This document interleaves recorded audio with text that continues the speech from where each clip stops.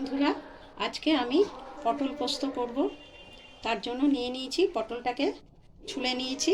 পটলগুলো খুব কচি পটল, তাই পুরো ছুললাম না, এইভাবে আমি ছুলেছি।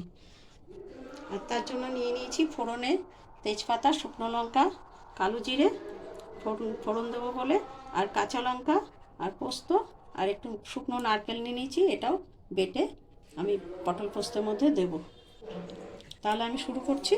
এবার কড়াইতে আমি তেল দিয়ে দিলাম।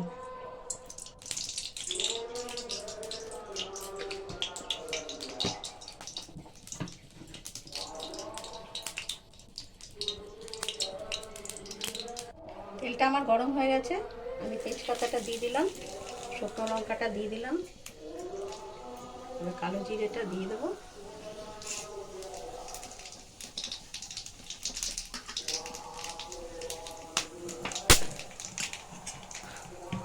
ফোড়ন আমার হয়ে গেছে, এবার আমি পটলগুলো ছেড়ে দেবো।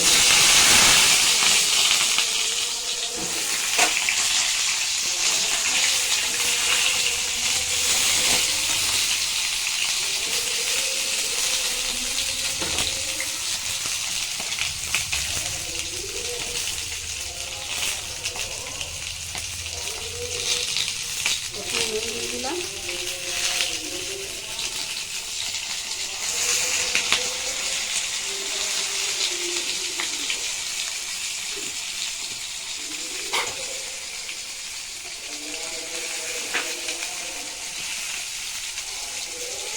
হলুদ দিয়ে দিলাম,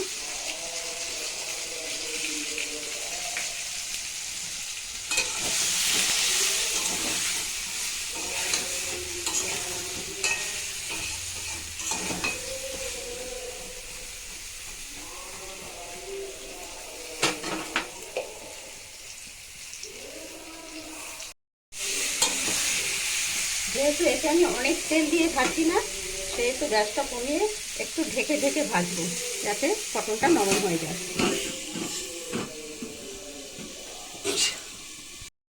ঢাকনাটা খুলে দেখি, পটলটা আমার ভাজা ভাজা হয়ে গেছে।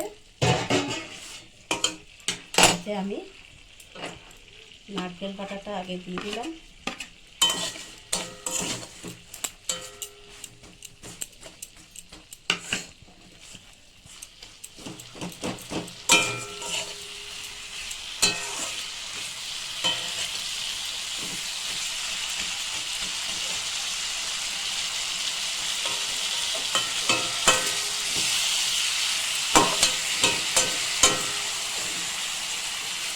এবারে পোস্ত বাটাটা দিয়ে দিলাম।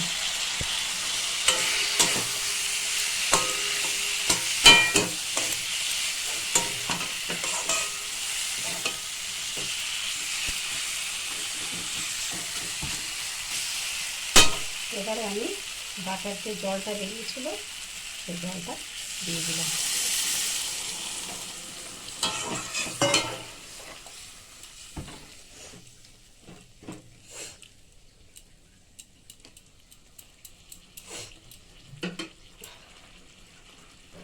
এবারে আমি একটু ঢেকে দেবো, একটু ভেতরে ভেতরে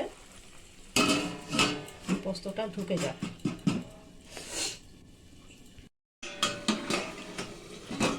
পটলটা আমার হয়ে এসেছে,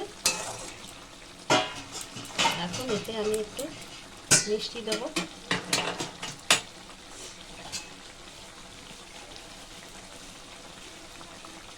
চিনি দিয়ে দিলাম,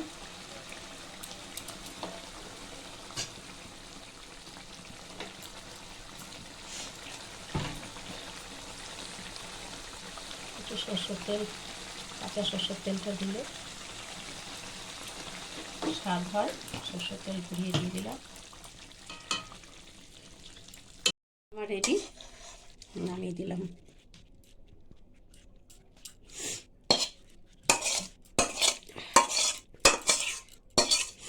একটু ঝোল ঝোল থাকলো, একটু নরম থাকলো, এটা টেনে যাবে। এটা দিয়ে গরম ভাত দিয়ে একদম জমে যাবে।